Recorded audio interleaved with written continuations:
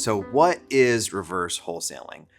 Before we get into that, I want to tell you what it's not. And it's not bird dogging.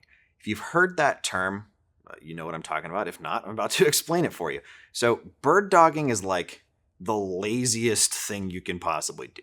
So you've got somebody like me who's interested in buying properties, and you get like an address, maybe a name and phone number, and you're like, hey man, this one's ugly. They go work the lead, negotiate, do all of the heavy lifting. And if they get the deal closed, maybe they throw you a couple $100, right?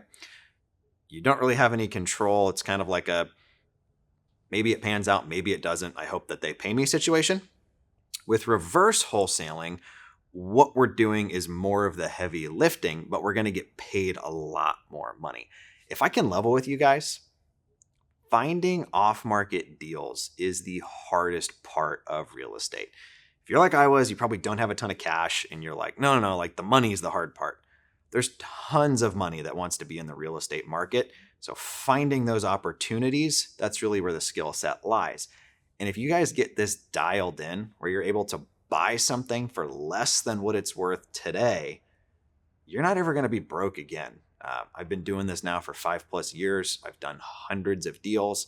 And let me tell you, I don't have the concerns I used to have about like, how am I going to pay my mortgage? Where does food come from? Or any of that. So reverse wholesaling sounds like we're just wholesaling, but like backwards. And you kind of are. So with reverse wholesaling, you're doing marketing, which we'll talk about how to do in another module. You're getting in front of homeowners. You're getting to know them, figuring out what they've got going on, figuring out like the condition of the property. You're taking detailed notes. I'm talking like, hey, the floor in the upstairs bathroom felt a little squishy, or like glass is broken.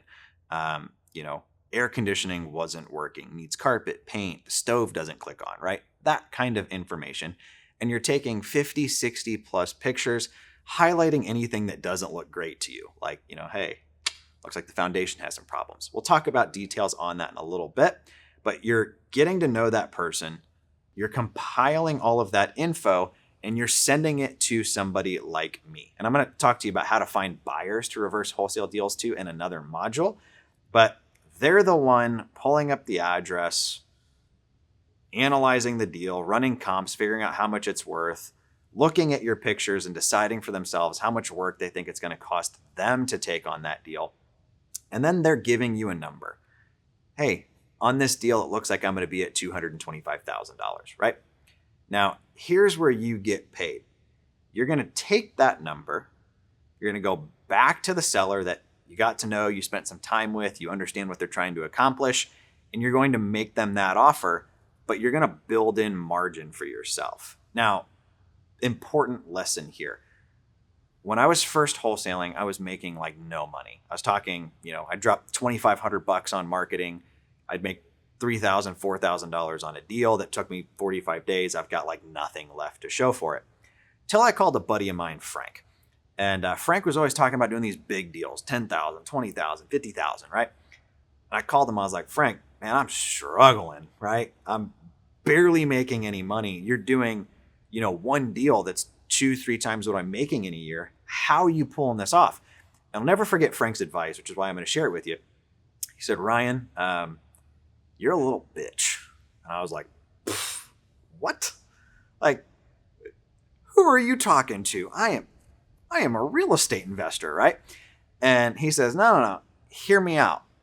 The reason you're only making $3,000, $5,000 a deal, that's all you think your time's worth. That's all of the value you feel like you're providing.